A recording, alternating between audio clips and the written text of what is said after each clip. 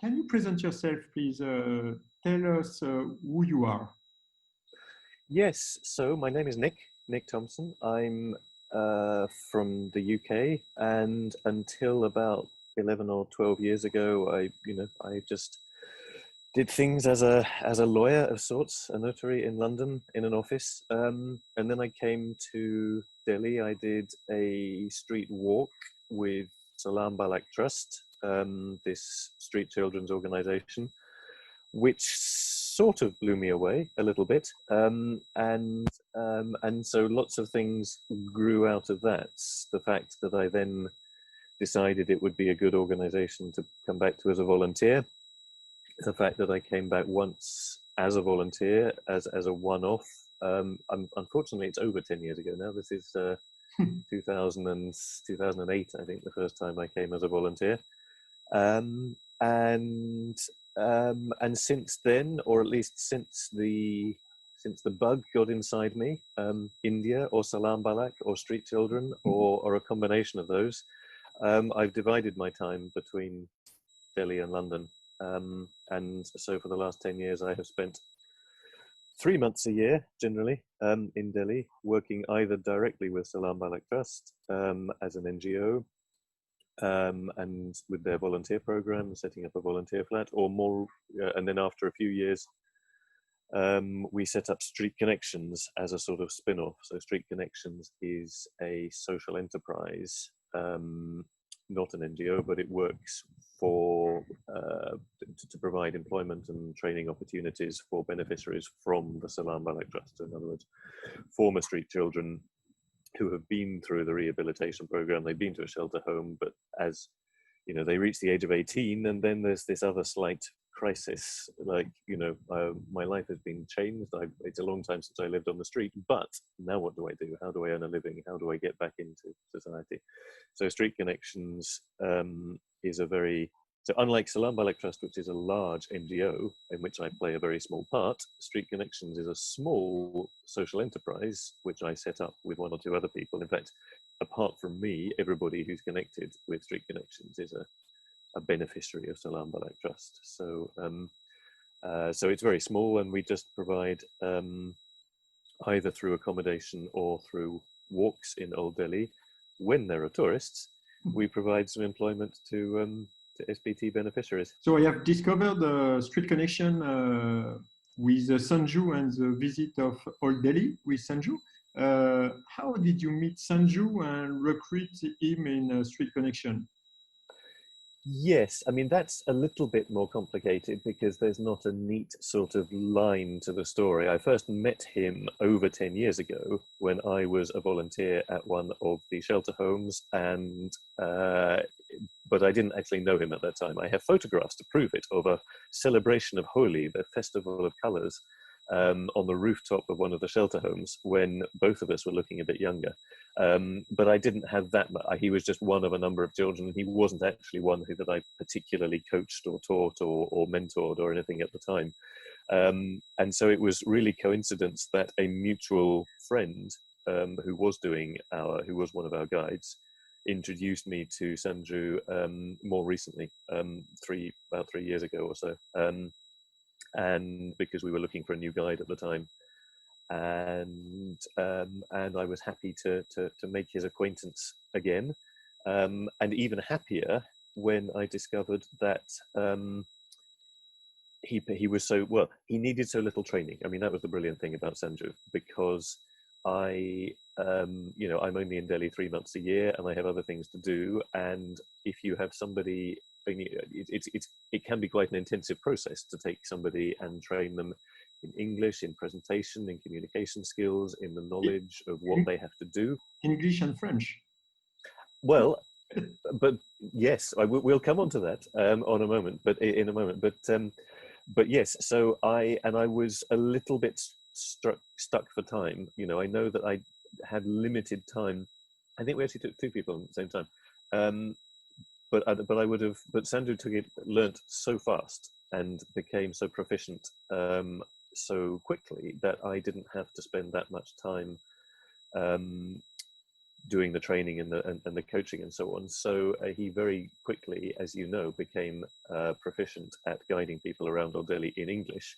And then I cannot claim credit for the French. I mean, only un petit peu, because basically his interest in French, his connection with the French community in Delhi, his interest in learning other languages generally, but French in particular, was something that was entirely his. And most of his French he has learnt through self-study, through apps, through Duolingo, more recently with the help of the Alliance Française and lessons there, generously offered by them. But I cannot really take credit for that. So the fact that he is now offering walks in French is wonderful and is a bonus, and is great.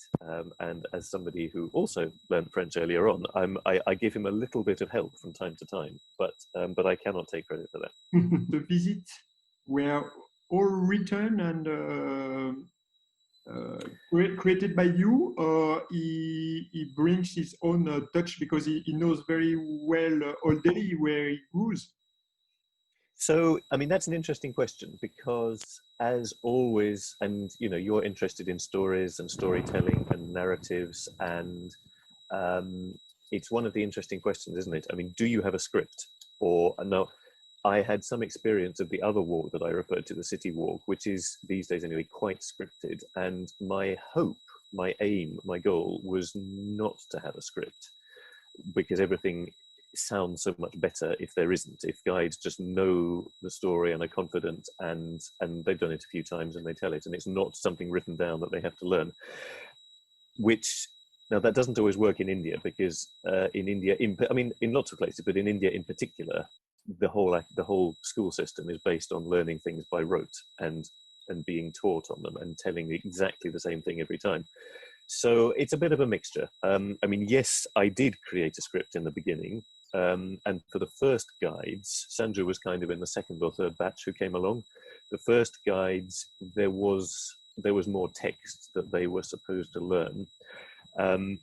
Certainly in Sanju's case, there's a certain amount of basic information, but I wouldn't call it a script. I mean, as you say, he has the advantage that, I mean, he grew up in Old Delhi. I mean, his story is Old Delhi. You know, he's when his parents were still there in the slum behind the Red Fort before it was demolished, that was where he lived for the first 6, 7, 8 years of his life.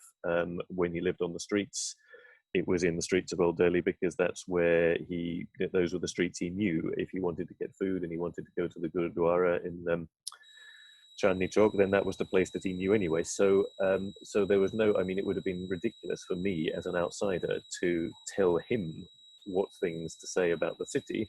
So I think what we ended up with is that there's a certain amount of history and a certain amount of background cultural information, which maybe he wasn't quite so sure of, which we tried to sort of weave into it. But more and more it becomes his story and the story of his personal experience, which is as it should be. I mean, all the guides have different backgrounds, and so it should be different. I mean, the route is usually the same, but actually if you do the walk 3 times with 3 different guides, you should get 3 different stories.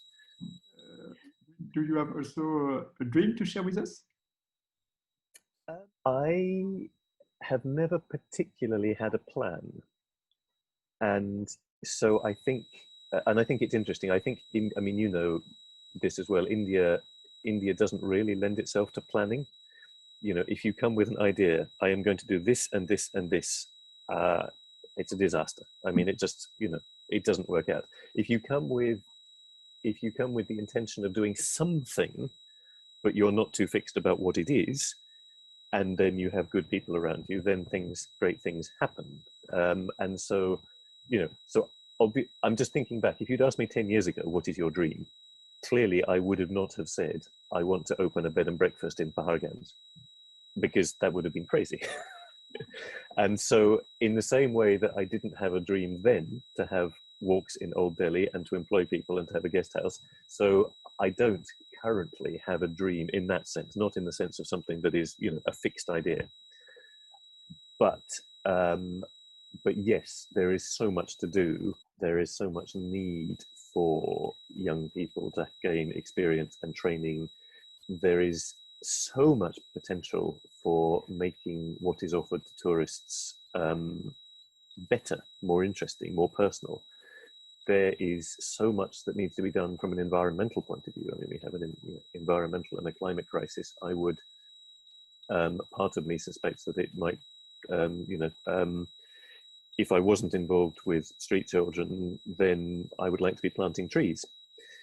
I'm not quite sure how those things overlap necessarily, but I think if we are going to plant trees, I think India is a better place to do them than Britain. They grow faster, they save more CO2, and they release more oxygen faster in India than they do elsewhere, and they're cheaper to plant, and land is cheaper. So, at a personal level, then I think that needs to come into it somehow. And, perhaps that would tie in, not in Delhi, perhaps that would tie in with an eco-tourism thing in a village somewhere. Thank you so much, Nick. Last question. If you had a personal message you would like to deliver to Sanju, can you share this message with Sanju and us? The main message is probably the simplest one of all. Merci bien. I mean, thank you so much for being so much better, so much more enthusiastic, so much more diligent, so much more inspiring as a guide than I could have hoped when I was introduced to you on the balcony of the guest house 2 or 3 years ago.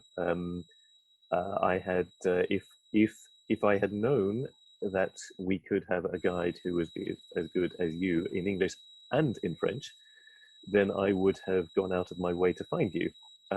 So it was actually luck that brought you to me. But thank you so much for all the people that you have inspired, and in particular with the French, and bringing the network of French people and the francophone community in Delhi to experience Old Delhi, and their friends and their visitors and their guests as well. That is my message. Thank you, Sanju. Keep doing the same.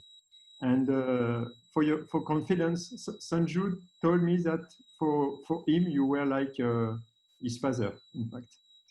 So congratulations, because I think he recognized that you did a lot for his life, and if he hopes the future will be positive for him, I think you are part of this optimistic vision. You opened him mind of possible. I hope so. You've also been very helpful as well, and but we do it because it pays us back, because it gives us great satisfaction to see somebody who is so enthusiastic and so talented, don't we? I think both of us. So yes. So thank you as well. Also. Thank you, Eric. Okay.